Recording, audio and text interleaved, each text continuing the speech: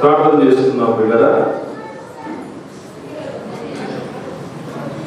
శాశ్వత ప్రేమతో క్రీస్తు యేసునందు నన్ను మమ్మలను ఎక్కువగా ప్రేమిస్తూ ప్రేమించబోతున్న మా త్రికాల ప్రేమిక, మా అందరి ప్రియ ప్రణవులకు తండ్రి, మిమ్మల్ని తండ్రి అని పిలిచి గొప్ప భాగ్యములు నాకు మాకు అనుగ్రహించిన విధానాన్ని బట్టి స్తోత్రములు నాన్న. అన్యోన్య కుటుంబానికి అత్యవసరమైన దైవ సూత్రాల సదస్సులో రెండవ సెషన్ చివరి అంకానికి మమ్మల్ని క్షేమంగా తీసుకువచ్చిన విధానం బట్టి స్తోత్రాలు తండ్రి. మీరు కుమారులను నిలబెట్టుకుని ఎంతో ఉన్నతమైనటువంటి రీతిలో మీ దివ్యమైనటువంటి సంకల్పాన్ని, మీ ఆజ్ఞల వెలుగును చాడము సాధనలు నాకు తెలియపరిచి నేర్పించిన విధానాలను బట్టి స్తోత్రములు తండ్రి. తండ్రి తన ఇష్టమైన బిడ్డలను గద్దించే రీతిగా గద్దించిన విధానాలను బట్టి మీ పైకాభిషేకాన్ని బట్టి స్తోత్రాలు ఆయన. ఈ సమయంలో మరొక ప్రాముఖ్యమైనటువంటి సందర్భాన్ని నిశ్చితానుసారంగా మేము నేర్చుకునేట్టుగా ఆత్మ సహాయాన్ని అనుగ్రహించమని, సత్యవాక్యమును సరిగా విభజించి మీ బిడ్డలకు అందించు భాగ్యాన్ని, మరి ముఖ్యంగా మృతులకు తల్లి మీ మాటలు దేవోక్తులు అనే హృదయంలో నాటగలుగుటకు నాకు మంచి నడిపింపును శక్తిని బలం అనుగ్రహించమని, వీటిలో మీ పిల్లలు కూడా పడలేక వదిలి బలమైన మీ మాటలను స్వీకరించి ఆత్మీయంగా, మానసికంగా, శారీరకంగా అన్ని విషయాలలో బలపడి వర్ధిల్లు భాగ్యాన్ని అనుగ్రహించమని యేసు క్రీస్తు ప్రభువుల వారి పరిశుద్ధమైన నామములో ఈ ప్రార్థన మీకు సమర్పించి పొంది ఉన్నాము తండ్రి. ఆమేన్. ప్రియమైన దేవుని బిడ్డలారా, అన్యోన్య కుటుంబానికి అత్యవసరమైన దైవ సూత్రాల సదస్సులో ఈ మొదటి దినంలో రెండవ సెషన్ చివరి అంకానికి చేరి వచ్చినటువంటి మీకందరికీ మరొకసారి ప్రభువైన యేసుక్రీస్తు నామములో శుభవందనాలు తెలియజేస్తున్నాను. అందరికి వందనాలు. మీరు వందనాలు చెప్పేవారు వందనాలు పెడుతూ ఉంటారు. ఒక ప్రశ్న మాకు ఒకటే, మీరు రెండోని భయపడకండి, ఈ సెషన్ తొందరగా ముగించుకోవాలని. రెండు ప్రశ్నలు ఒక ప్రశ్నగా మీరు ముందు పెట్టాలని ఆశపడుతున్నాను. ప్రశ్న రాష్ట్రపతి, మీ జీవిత భాగస్వామి పట్ల మీకున్న ప్రేమను వెల్లడి పరచుటకు, మీ జీవిత భాగస్వామి పట్ల మీకున్న ప్రేమను వెల్లడి పరచుటకు మీరేమి చేస్తారు? ఆప్షన్స్ రాసుకోండి. Option A, I love you అని చెప్తాను. ప్రేమను ఎలా వెల్లడిపరుస్తాం? ఐ లవ్ యూ అని చెప్తాను కదా, ఐ లవ్ యూ అని చెప్తాను. ఆప్షన్ బి, తనకి ఇష్టమైన బహుమానాన్ని ఇస్తాను. వెల్లడిపరిచే వ్యక్తుల్లో ఇదొకటి. తనకి ఇష్టమైన బహుమానాన్ని ఇస్తాను. సి, నలుగురిలో అభినందిస్తాను. నలుగురిలో అభినందిస్తాను. డి, ఏమీ చేయను. డి, ఏమీ చేయను. మనలో అన్నమాట, మీ హృదయంలో ఇప్పుడు దాకా ఏదైతే అనిపించిందో, ఏదైతే ఉందో, ఏదైతే చేశారో అదే అక్కడ పెట్టండి. మీ నోట్స్లు ఎవరు చూసేది లేదు, దేవుడు తప్ప. కాబట్టి దయచేసి ఫ్యాక్ట్స్ రాయడానికి ప్రయత్నం చేయండి. ఇప్పటిదాకా సత్యవాక్యం ఏం సెలవిస్తుందో, భాగస్వామి పట్ల ఉన్నటువంటి ప్రేమ వెల్లడి పరచాలా లేదా? ఫస్ట్ పాయింట్ ఏంటంటే, భార్య భర్త పట్ల 100% ప్రేమను కలిగి ఉండాలి. అలాగే భర్త భార్య పట్ల 100% ప్రేమను కలిగి ఉండాలి. ఇందులో ఎటువంటి సందేహం లేదు. అయితే ఈ ప్రేమను వెల్లడిపరిచేటటువంటి విధానాలు చాలా ఉన్నాయి. అందులో మొదటి ఆప్షన్ మీరు ఎంతమంది చేస్తారు ఒకసారి చేస్తారండి. ప్రేమను వెల్లడిపరచడానికి నేను ఐ లవ్ యూ అని చెప్తాను. మీ ఇంతకు జీవితం ఒకసారి ఐ లవ్ యూ చెప్పారా? మీ ఆవిడతో కానీ మీ ఆయనతో కానీ చెప్పారు కదా. స్కూల్లో కాలేజీలో చదివే వాళ్ళకి, అనామకులకి, దారిపోయే వాళ్ళకి, ముఖం తెలియని చెప్పకంటే కట్టుకున్న వాళ్ళకి చెప్పటంలో తప్పే లేదు. అయితే ఐ లవ్ యూ చెప్పడంలో తప్పు ఒకటి. అదే కది తప్పలేదు నాకు అన్నారు. అలా తప్పంటారేంటి? అంతా మీ ఇష్టమేనా కదా? ఏంటి తప్పు అంటే ఐ లవ్ యూ అని చెప్పడంతో ఆగిపోవడం తప్పు. మళ్ళీ ఐ లవ్ యూ అని చెప్పడంతో ఆగిపోవడం తప్పు. ఇప్పుడు ఐ లవ్ యూ చెప్పడం ఎంతసేపండి? ఒకసారి స్టాప్ వాచ్ పెట్టుకుని ఐ లవ్ యూ అంటే ఎంతసేపు పడుతుంది? సెకండ్. అంటే సెకండ్లతో పోయే పని.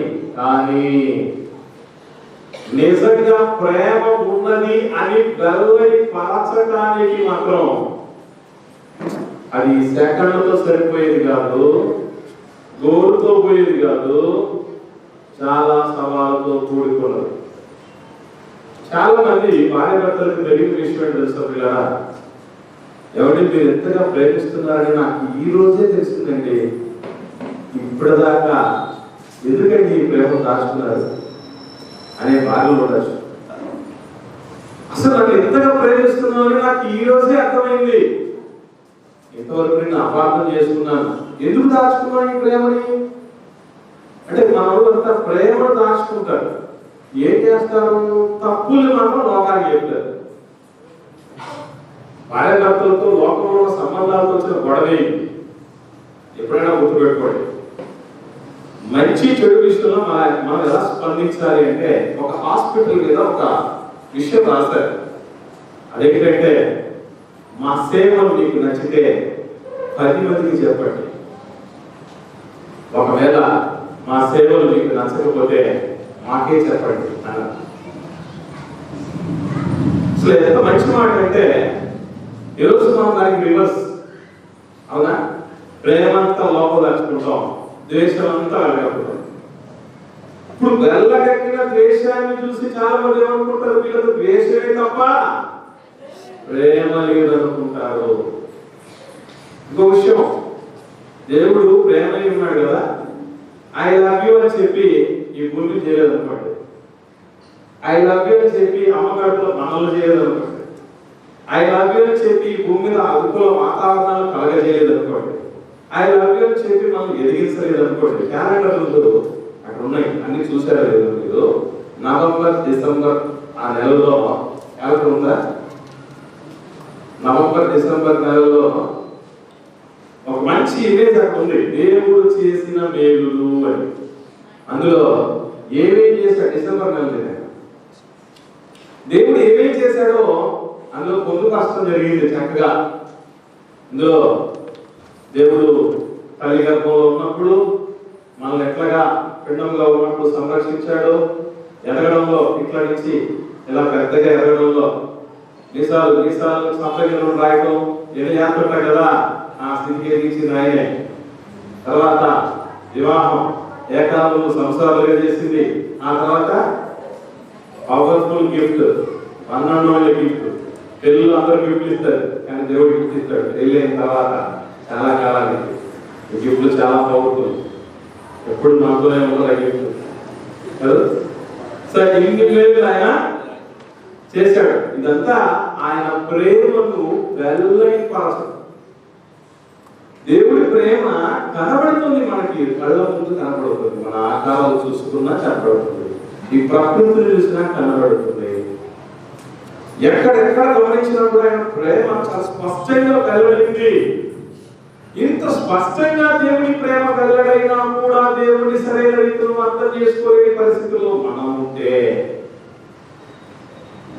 భార్య ప్రేమ తనలోనే దాచుకుంటే, భర్త ప్రేమ తనలోనే దాచుకుంటే, కేవలం కోపం వచ్చినప్పుడు మాత్రమే ప్రదర్శిస్తే, కేవలం అసహ్యం కలిగినప్పుడు మాత్రమే దాన్ని ప్రదర్శిస్తే, కేవలం ఏహ్యభావం కలిగినప్పుడు మాత్రమే దాన్ని ప్రదర్శించి ప్రేమను వెల్లడి పరచుకోకపోతే ఎలా తెలుస్తుంది? వెల్లడి అనేది ఎక్కువ కనబడుతుంది. ఎందుకంటే లోకంలో ఒక స్లోగన్ ఉంది, సామెత, మంచి మాట, actions speak more than words. Actions speak more than words అంటే పని మాటల కంటే ఎక్కువగా ప్రభావం చూపుతుంది, ఎక్కువ మాట్లాడుతుంది అని అర్థం. ఇప్పుడు అర్థం కాదు మాట చెప్తారు, ఒకటి కొట్టారనుకోండి, ఒకరిని, దాని అర్థం ఏంటి? కోపం వచ్చింది. వెళ్ళి గుర్తు పెట్టారనుకోండి, దాని అర్థం ఏంటి? ప్రేమ కలిగిందని. చెప్పామా? 5 వేలు కొన్ని వంట నాకు కోపం వచ్చింది చెప్పామా? ఏం చెప్పింది? యాక్షన్ చెప్పింది, పని చెప్పింది. అట్లా ఈరోజు 5 వేలు చెప్పి ఈరోజు చాలా మంది భార్య కానీ భర్తలు కానీ ఏం చేస్తున్నారంటే 5 వేలు బంగారం అని చెప్పి ఇంకా వాళ్ళకి సంబంధించినటువంటి సాధక బాధకాలు, వాళ్ళకు ఉన్నటువంటి బాధ్యతలు నెరవేర్చారు. పెట్టలు ఉంటారు, టోపీ రాజాలు, టోపీ రాణీలు, టోపీ రాజాలు ఉంటారు. తెల్లగారికి ఉండాలి విషయంలో. సో ఇక్కడ మనం ఎప్పటికీ ఆకూడదు. దేవుడు మనం ఇంకా పాపంలోనే ఉండగానే దేవుడు తన ప్రేమలో ఏం చేశాడట? వెల్లడి బయటికి ప్రేమను కనబరచాలి. లోపల దయచేసినప్పుడు రాసిపెట్టాడు. ఈ రోజు నుంచే, రాత్రి నుంచే నీలో మార్పులు మొదలవ్వాలి. అంటే ముందు మీద రెట్టించిన హింస, ఏమంటే హింసించే యువరాజు 23 కేసారే, అట్లా మారకండి దయచేసి. నెక్స్ట్ టైం నుంచి మేము ప్రతి చోట ఇలాంటివి జరగాలని ఆశపడుతున్నాం. ఇదే చివరి చేయకండి. మార్పు స్పష్టంగా రావాలి, మంచి మార్పులు రావాలి. భార్యలో, భర్తలో ఎలాంటి ప్రేమ ఎంతవరకు స్టాక్ పెట్టుకున్నారో ఆ స్టాక్ అంతా ఒకసారిగా మీ ఆవిడ మీదో, మీ ఆయన మీదో మరించాయి. ఇక సెకండ్ ఆప్షన్ ఉంది, ఏమిటది? తనకి ఇష్టమైన బహుమానం ఇస్తాను. ఎవరి బహుమానం ఎంత పవర్ఫుల్ గా పనిచేస్తుందో తెలుసా? ఎన్నోసార్లు మామిడి నాతో అనేది, నా దగ్గర లేదు కాబట్టి ధైర్యంగా చెప్తున్నా, ఏమైనా 5 చోట్ల బయటకు గెలుస్తావు, ఏ రోజైనా నాకు చీర తెచ్చిచ్చావా అంటారు. ఒకసారి గద్వాలకి వెళ్ళారు మీటింగ్స్ కి, గద్వాల చీర పట్టుకొచ్చా. ఇప్పటికీ భద్రంగా దాచుకోదు ఆవిడ.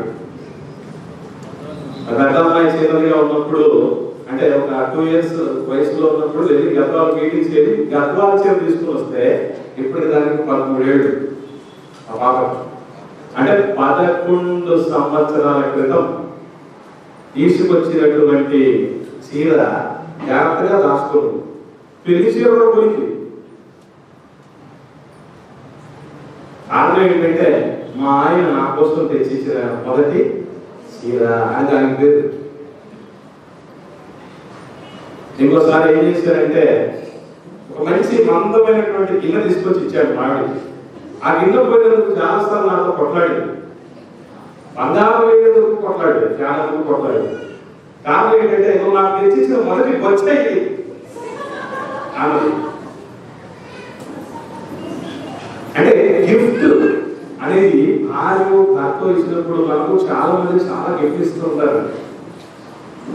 కానీ భర్త భార్య ఇచ్చే గిఫ్ట్లు జీవితకాలం గుర్తుండిపోతాయి. అమ్మాలు చాలా ఇచ్చుంటారు, తోబుట్టులు చాలా ఇచ్చుంటారు, ఫ్రెండ్స్ చాలా ఇచ్చుంటారు. కానీ భర్త ఇస్తే స్పెషల్, భార్య ఇస్తే స్పెషల్. ఒకసారి చూడండి, గిఫ్ట్లు ఉన్నటువంటి శక్తి ఏంటో దేవుడు మాట్లాడుతూ సామెతలు గ్రంథం 21వ అధ్యాయం 14వ వచనం చూద్దాం. సామెతల గ్రంథం 21వ అధ్యాయం 14వ వచనంలో చాటున ఇచ్చిన బహుమానము బహుమానం ఇస్తే ఏమవుతుందట? చాలా మందికి భార్య కోపడితే ఏం చేయాలో తెలియదు, తిరిగి కోపడటం తప్ప. అంతేగా? ప్రపంచంలో నీకు ఒక్కడికే కోపం వచ్చినట్టుంది, నేను కోపడితే ఏమవుతాను? ఆదిశక్తి అవుతా అని చెప్పుకోవాలంటారు. నీకు ఒక్కదానికే కాదు ప్రపంచంలో కోపం వచ్చేది, నాకు వచ్చు. నీకేనా బూతులు వచ్చేది? నేను బూతుల్లో PhD చేశా అని వాళ్ళు ఉంటారు. కానీ కోపం వస్తే ఏం చేయగలిగే స్కిల్ ఉండాలి తెలుసా? ఏమండి? కోపం వస్తే ఏం చేయగలగాలి? కంట్రోల్ చేయాలి. కంట్రోలింగ్ ఎలాగా? శాంతం శాంతం శాంతం అన్నాను. ఆ పేరు శాంతి అయినా శాంత కాదు. ఏం చేస్తే శాంతం వస్తుంది అంటే చూడండి ఏమన్నా, ఒడిలో ఒక కానుక వేస్తే మహాక్రోధమును చల్లార్చును. శాంతి వస్తుంది. మహాక్రోధం అంటే చాలా కోపం, ముక్కు మీద కోపం అంటారు కదా, ముక్కు మీద కోపం. అసలు ఎందుకు శరీరంలో నమ్మే వాళ్ళు ముక్కు మీద కోపం ఎందుకంటే తెలుసా మీకు? మన దేహంలో అన్నిటికంటే ముందు పొడుచుకొచ్చింది ఏంటో తెలుసా? ముక్కే. అంటే చాలా ఈజీగా కోపం వచ్చేస్తుంది. అన్నిటికంటే ముందు ఎలాగైతే మా దేహంలో ముక్కు ఉంటుందో అలా ముందే అన్నిటికంటే ముందు కోపం వచ్చేస్తుందని ముక్కు మీద కోపం అంట. ముక్కు మీద కోపం ఎలాంటిది చాలా మంది ముఖానికి అందం అంటారు. ఎవరు చెప్పాడు? తప్పుడు మాట. ఆత్రపడి కోపపడవద్దు, బుద్ధిహీనుడి అంతరింద్రియములో కోపము సుఖ నివాసం చేస్తుంది అన్నాడు దేవుడు. సాంఖ్యకంలో 7వ అధ్యాయం 9వ వచనంలో ఉంటున్నమాట. సాంఖ్యకంలో 7వ అధ్యాయం 9వ వచనంలో ఏముంది? ఆత్రపడి కోపపడవద్దు. లేదా ప్రసంగి గ్రంథము 7వ అధ్యాయం 9వ వచనం. సాంఖ్యకంలో ఆత్రపడి కోపపడవద్దు, బుద్ధిహీనుల అంతరింద్రియములందు కోపము సుఖ నివాసం చేస్తాడు. దానికి బాగా సుఖంగా ఉంటుంది బుద్ధిహీనుల అంతరంగాల్లో. అందుకే చాలా మంది కోపపడటం పెద్ద అలంకారం అనుకుంటారు. కోపం లేకుండా ఉన్నాడు, అరే ఉప్పు కాలం తెలియదు అంటారు. కాదు కాదు, బుద్ధి లేకుండా బుద్ధిహీనతగా ఉంటే వస్తుంది కోపం. కోపపడినోడిని ఏమనాలి? కోపపడని ఏమనాలి తెలుసా? బుద్ధిహీనత లేనివాళ్ళు బుద్ధిమంతులు అనాలి. రైట్. ఇప్పుడు కోపం తగ్గాలంటే ఏం చేయాలంటే గిఫ్ట్ ఇవ్వాలి. మీకు మీలో మంచి మాట చెప్తాను. అంటే నా తెలిసి మోస్ట్లీ అందరూ నేను బాధ్యత కలిగిన ఒక భర్తగా నా మాలిని నేను అర్థం చేసిన వాడిగా చెప్తున్నా. మిగతా వాళ్ళు పరిస్థితి ఎక్కడో నాకేం తెలియదండి. ఎందుకంటే నాకు అమ్మాయి గురించి తెలుసు. మా ఆవిడికి మా బిడ్డలకు సంబంధించి ఏం తెచ్చినా చాలా హ్యాపీ ఫీల్ అయిపోతుంది. బిడ్డలకు సంబంధించి ఏమి తీసుకొచ్చినా నాకు తీసుకురాకుండా పర్లేదు, నా బిడ్డలకు తీసుకొచ్చా చాలు. అంటే ఆ కోపం చల్లారాలన్నా బిడ్డల కోసం ఏమైనా తీసుకొచ్చినా చాలు. ఈవెన్ భర్త కోపం చల్లార్చాలన్నా కూడా బిడ్డల్ని ప్రయోజకులుగా మంచిగా చూసుకుంటూ చీటికి మాటి పట్టకుండా పెట్టకుండా చూసుకుందనుకోండి, హ్యాపీ ఫీల్ అయిపోయినా పెద్ద మ్యాటర్ కాదండి. లేదు మనులు మైనిక్యాలు సువర్ణాలు అసలు గట్టిగా కంకణాలు కిరీటాలు అడగలు ఎవడుతారు? చిన్న చిన్న వాటిని అడుగుతూ ఉంటారు. అప్పుడప్పుడు కొన్ని రకాలైన కోరికలు ఎక్కడ ఉంటాయండి. నారింజ మిఠాయి ఎప్పుడు చూసారు మీరు? నారింజ మిఠాయి ఎంత అవుతాయండి? ఓ 5 రూపాయలు పెడితే ఒక ప్యాకెట్ వస్తుంది. అది తెచ్చిస్తే చాలు మా ఆవిడ ఫిదా అయిపోతుంది. పెద్ద మ్యాటర్ కాదు. అంటే చిన్నవే ఉంటాయండి. కాకపోతే మనకి ఏంటంటే ఆ సీక్రెట్ తెలుసుకోవటానికి కూడా పెళ్ళైన తర్వాత దశాబ్దం, 2 దశాబ్దాలు, 3 దశాబ్దాలు జీవితకాలమే ముగిసుకోవడానికి ఏమైనా ఉంటాయి. కాబట్టి గిఫ్ట్ ఇష్టమైనటువంటి గిఫ్ట్లు, పెద్ద పెద్ద గిఫ్ట్లు అడిగిన అనుకోండి. నాకు విజయవాడలో ఒక 10 సెంట్లు స్థలం కావాలి అంటే అయిపోయి అట్లాంటివి వద్దు, అలాంటి విషయాలు కాదు, చాలా చిన్నవే ఉంటాయండి. అవన్నీ తెలిస్తే పాపం ఇవన్నీ తెలియకనే సమస్య. ఎప్పటి నుంచో పిల్లల్ని నన్ను బయటకు తీసుకుపోతామని అనుకుంటున్నాం, ఇప్పుడు 10 ఏళ్ళు ఒకసారి కూడా తీసుకెళ్దాం అని బాధపడే ఉంటారు. సో గిఫ్ట్స్ ఇవ్వటం అనేది చాలా మంచిది.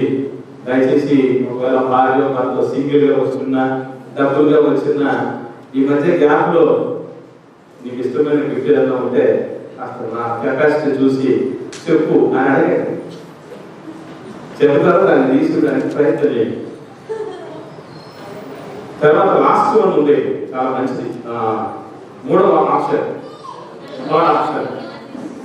ఏమండి, నలుగురు ముందు ప్రశంసించడం, అభినందించడం ఎంత మంచిది అంటే, మీకు ఒక విషయం చెప్పాలి.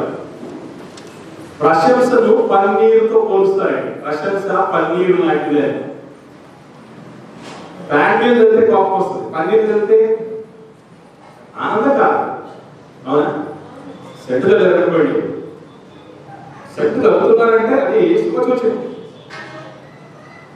పన్నీరైనా పడవలు ఉంటారు కానీ ప్రశంస పడవలు ఎవరు ఉంటారండి ప్రపంచంలో? అవునా? అందుకే ప్రపంచంలో ఒక తెలివైనటువంటి భర్త ఎవరు, ఒక తెలివైనటువంటి భార్య ఎవరంటే, సందర్భం వచ్చినప్పుడు మళ్ళీ అవసరం ఉన్నా లేకున్నా మీరు ప్రశంసించడం మొదలు పెట్టారనుకోండి, అనవసరంగా ఏదో నన్ను మునగ చెట్టు ఇచ్చేస్తున్నారు అని అనుకుంటారు. అది గట్టిగా ఉంటుంది. కాబట్టి వద్దు, అలాంటివి కాదు ఉండాల్సింది. సందర్భం వచ్చింది, ఖచ్చితంగా ప్రశంసించాల్సిన పరిస్థితి వచ్చింది, 100% ప్రశంసించాలి. ఎందుకంటే చాలా బాగా పనిచేస్తుందండి ప్రశంస. ఒకనాడు ఒక భర్త ఒక భార్యను అన్నాడు, ఏమన్నా తెలుసా, నిజంగా ఆమె జీవితం ధన్యం. ఏమన్నాడు ఒకసారి చూద్దాం.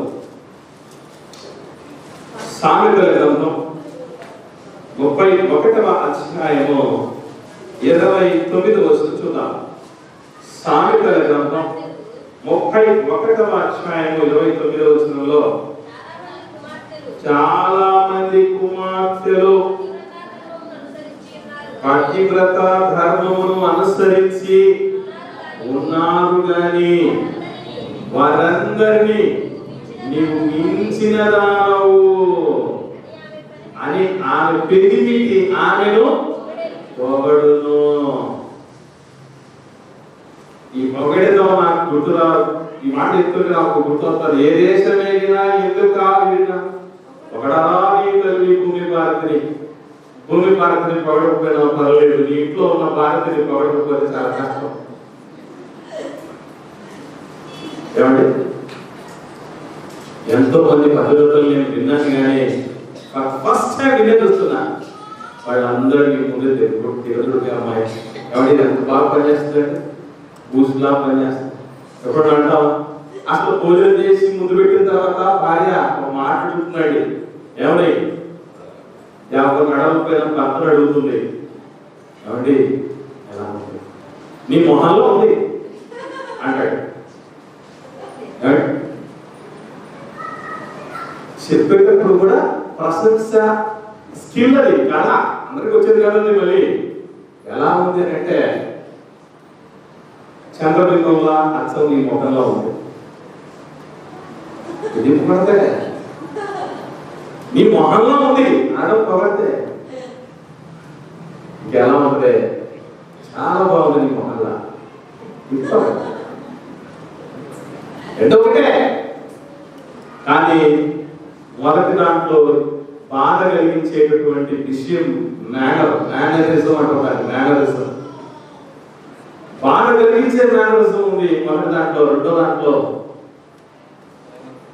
మనం లోపడిపోయేటటువంటి ప్రేమను పెంచేటటువంటి మేనరిజం దాంట్లో విమర్శపడి ఉంది.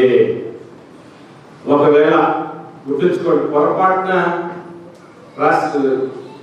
విమర్శించడం లాగానే భర్త భార్య అన్నాడు అనుకోండి, దాన్ని కూడా సర్దుకునేటటువంటి శక్తి ఉండగలగాలి కొందరికి. ఒకసారి భర్త నీ మొహంలో ఉంది అని అన్నాడు, భోజనం ఎలా ఉన్నాయి, అరే ఎంత బాగుందండి అని వెంటనే, అరే నేను ఎక్స్పెక్ట్ చేయలేదు నీ ముఖంలో ఉంటుందని చెప్తాను అనుకున్నానే, అంత బాగుంది అన్నది. అక్కడ అర్థమవుతుంది, ఓహో ఏదో అవకాశం పెట్టుకుంటుంది అంటే కామెడీలు చేయడం నాకే వచ్చు అనుకుంటే పొరపాటు చెప్పలేదు. మనుషుడు ఏం తిరుగుతాడు అదే మాట వస్తే. ఒకసారి భార్య భర్తలు బయట కూర్చొని మాట్లాడుకుంటారు. వెంటనే ఒక దగ్గర గాడి వచ్చి భర్త వచ్చి, ఇదిగో మీ ఊళ్ళో వచ్చినట్టున్నారు చూడండి చూడన్నమాట భార్యతో, ఎవరో మీ ఊళ్ళో వచ్చినట్టున్నారు చూడండి. వెంటనే వచ్చి రండి రండి అత్తయ్య మామయ్య రండి అంటాడు. అత్తయ్య మామయ్య కూడా వాళ్ళోడే కదా, చూసారా? అంటే అడుసు తొక్కలేలా కాలు కడగలేదా. కాబట్టి ఇంకో విషయం, ప్రశంసించే వ్యక్తిగా మనం ఉండాలి. అవునా? అత్తయ్య భార్య అయినా ఎలా ప్రశంసిస్తారు? అసలు ఏమాత్రం క్వాలిఫికేషన్ లేకుండా ఉండగలిగితే ఎట్లా వస్తుందండి ప్రశంస?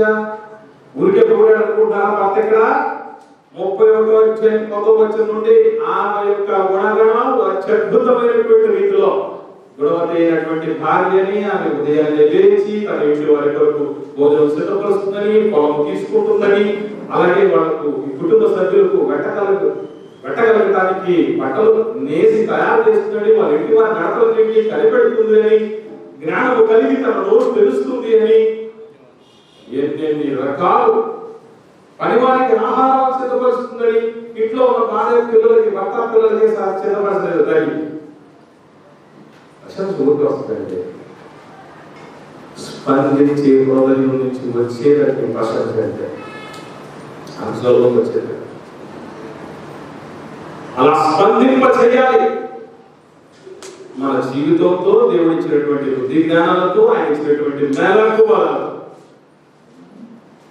ఏదంటే చాలా కష్టం బ్రతుకు కనుక పిల్లరా, అప్పుడప్పుడు భర్త కూడా కొన్ని తీసుకుని వచ్చి ఎట్లా ఉంది అని అడుగుతూ ఉంటాడు. ఈ మాటలు చూస్తే ఏమంటవుతున్నారు, ఏమంటవాలి? Oh he's expecting something from me. అంటే ఈమె నా నుంచి ఏదో ఆశిస్తాడు. మా ఆయన ఆశించేది ఏం చేయకపోతే, మా ఆవిడ ఆశించేది ఏం చేయకపోతే నా సొంతం అనుకున్న వాళ్ళ మధ్య పంతాలు ఉండవు. ఎంత సొంతం తెలుసండి భార్యాభర్తలు అంటే గుర్తుపెట్టుకోండి. ప్రపంచంలో నా అనేది ఒక్క భార్యాభర్తలకు సంబంధించిన మాత్రమే. వాళ్ళ ఆవిడ చూపించి ఈమె మా అక్క లాంటిదంటే ఫీల్ అవుతా అవుతుంది, చెల్లి లాంటిదంటే ఫీల్ అవుతుంది, తల్లి లాంటిదంటే ఫీల్ అవుతుంది, భార్య లాంటిదంటే 32 కూడా చేరుకోవచ్చు. ఏమైనా ఆ భార్య లాంటిదని అంటున్నారు, 32 కూడా చేరుకోవచ్చు. అట్లాగే బ్రదర్ కూడా ఉద్దేశించి ఆయన బ్రదర్ లాంటాడు, మామయ్య లాంటాడు, తండ్రి లాంటాడు, ఏం చెప్పినారు ఈయన మా ఆయన లాంటాడు అనుకోండి, అది సొంతం.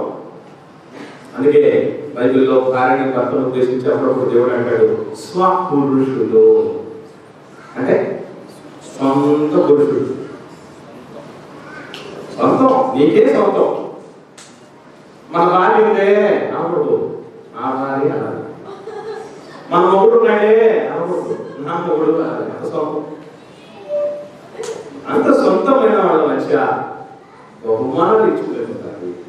కనీసం ఏం చేయాలి? ప్రశంస. ఏమండి, ప్రశంసించడం ఎట్లో తెలియకపోతే మీకు ఒక టాప్ విషయం ఒకటి అందజేస్తాను. ఒకసారి చూడండి, ఒక భర్త తన భార్యను ఏ రీతిగా పొగుడుతూ ఉంటున్నాడో, ఎలా ప్రశంసిస్తున్నాడో పరమ గీతం 4వ అధ్యాయం ప్రారంభ వచనం నుండి 15వ వచనం వరకు చూస్తే ఎన్ని వర్ణనలు చేస్తున్నాడు భర్త. ఏమంటే ఇన్ని పొగడ్తలు అందుకున్న భార్య ఉప్పి తప్పిపోయి భర్త కాళ్ళ మీద పడ్డం తప్ప మరొకటి చేయలేదు. ఇప్పుడు చేయకపోతే చేయండి దయచేసి, ప్లీజ్ చేసేటట్టు మీరు చేసుకోండి.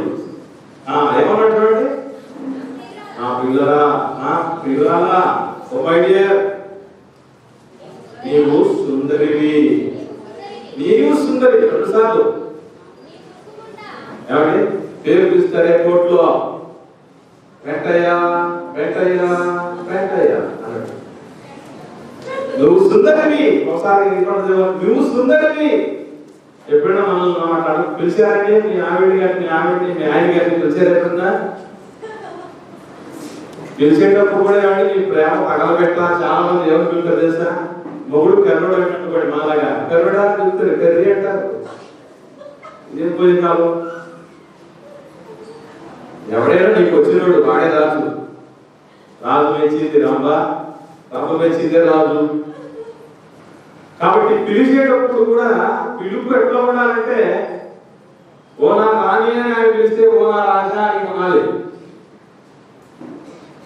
చదువుతాం. నీ ముసుగు కూడా నీ కన్నులు ఉవ్వ కన్నుల వలె కనబడుతుంది. కన్నులతో మొదలెక్కాడు ఆయన. ఇంకా బాగా ఎన్ని ఉన్నాయి తెలుసా? తల వెంట్రుకలు అన్నాడు. చూడటం, నీ తల వెంట్రుకలు ఇలాంటి పర్వతం మీద మేకల మందకు పోలి అంటే ఎక్కడే కానీ ఆ మేకల మంద ఇలాంటి పర్వతం మీద ఉన్న మేకల మంద ఎట్లుంటుంది అంటే తెలుగులు ఏముండదు, అంటే గ్యాప్లు ఉండవు. గుంపుగా బాగా ఒత్తుగా ఆ పర్వతం మీద మేకల మంద ఉంటుంది. అంటే భార్య వెంట్రుకలు చూసో భర్త వెంట్రుకలను చూసో ఈవెన్ బట్టతలైనా కూడా ఏమండి నిజంగా తల మీద కొన్ని వెంట్రుకలు చాలా బాగా ఉంటాయండి అన్నారు. ఆయన చాలా ఫీల్ అయిపోతారు. పక్కకి వెళ్ళి తర్వాత చూసుకొని మర్చిపోతాడు. ఆ బాడీ చూసుకొని అనుకోకునేదా అంతేగాని మరి అనుకుంటాడా?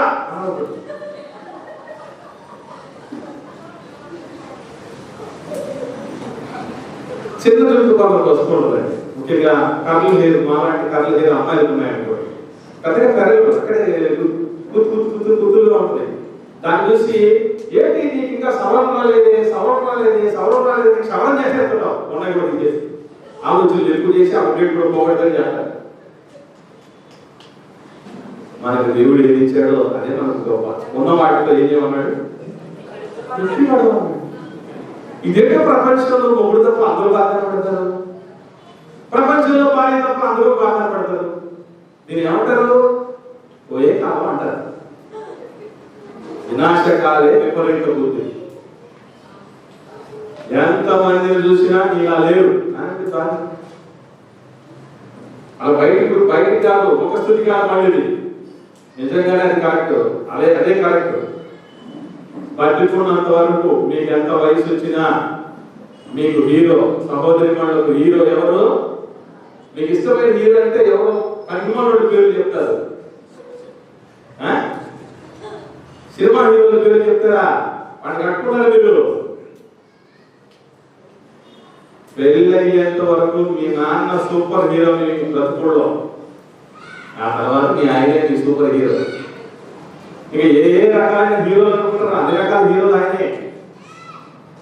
పెళ్లి అయ్యేంత వరకు సూపర్ హీరోయిన్ అమ్మ, పెళ్లి అయిన తర్వాత మనం తెచ్చేంత వరకు లేదా ఆమె తెచ్చేంత వరకు హీరోయిన్ ఆమె. ఇట్లా అనుకుని ఫిక్స్ అయిపోయి జీవితాన్ని ముందుకు తీసుకెళ్ళాలంటే ఎంత బాగుంటుంది. నాకు ఇష్టమైన హీరోయిన్ అంటే ఏదో సినిమా యాక్టర్ పేరు చెప్తారు.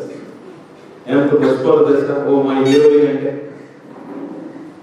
ఇట్లే మనం చాలా మంది కొంత ఏం చేస్తారు తెలుసండి, ఆ డెస్క్ టాప్ పిక్చర్ లో దేవుడు మీకు ఇచ్చినటువంటి భాగస్వామిలో లేకపోతే ఎవరితో పెట్టుకోకుండా పనికిమాల పేర్లన్నీ ఫోటోలన్నీ పెట్టి తాకుతూ ఉంటారు.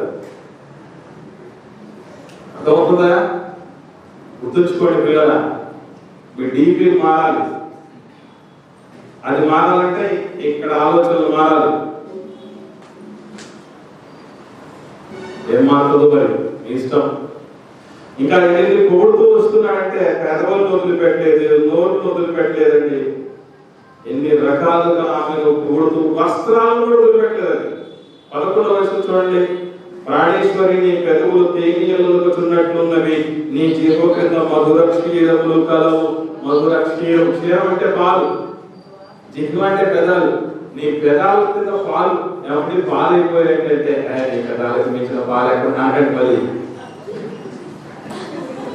ఇంట్లో తేలిపోయింది అయితే నీ పెదవులకి దగ్గర తేలి ఉంది కదా అనాల్సిన పని లేదు. కాకపోతే నీ పెదాలకు మించిన తేలి లేదు, అయినా వాడు ఏదో కనుక తెచ్చేస్తున్నా అని చెప్పాలి. అప్పుడు అంతా సమమైపోతాయి, ఇబ్బందులు ఏమి ఉండవు. పిల్లలు వస్త్రాలు, నీ వస్త్రములు సువాసన లేబాను సువాసన వలె ఉన్నది. గబ్బు పడుకుంటుంది, ఒళ్ళంతా ఇస్తూ ఉంటాడు భార్యను భర్తను ఉద్దేశించి. ఏమి చెమట వాసన అన్నట్టు, నిజంగా చెమట వాసన వచ్చినా ఆహా అద్భుతం అనాలనుకోండి. కనీసం అప్పుడన్నా అర్థం అవుతుంది మిగతా వాళ్ళకి, నేను కొంచెం ఇంకా అద్భుతంగా ఉండాలన్నట్టు. కాబట్టి ఇది ప్రశంసించేటువంటి వీటి, ఆ ప్రశంసకు తగ్గ రీతిలో కూడా భార్యాభర్తలు ఉండవలసినటువంటి అవసరం ఉన్నది. 4వ ఆప్షన్ ఉంది, అది చాలా ప్రమాదకరమైనటువంటి ఆప్షన్. ఏంటది? ఏమి చేయడు. ఎందుకు? కొత్తగా ఆయన ధర్మాన్ని ఆయన నెరవేర్చాడు, నేను స్పెషల్ గా ఏం చేయాల్సిన పని లేదు అని భార్యగా ఆ పని ఆమె ధర్మాన్ని ఆమె నెరవేర్చింది, నేను ప్రత్యేకంగా చేయాల్సిన పని లేదని ఈయన అంటూ ఉంటాడు. ఇది చాలా పొరపాటు.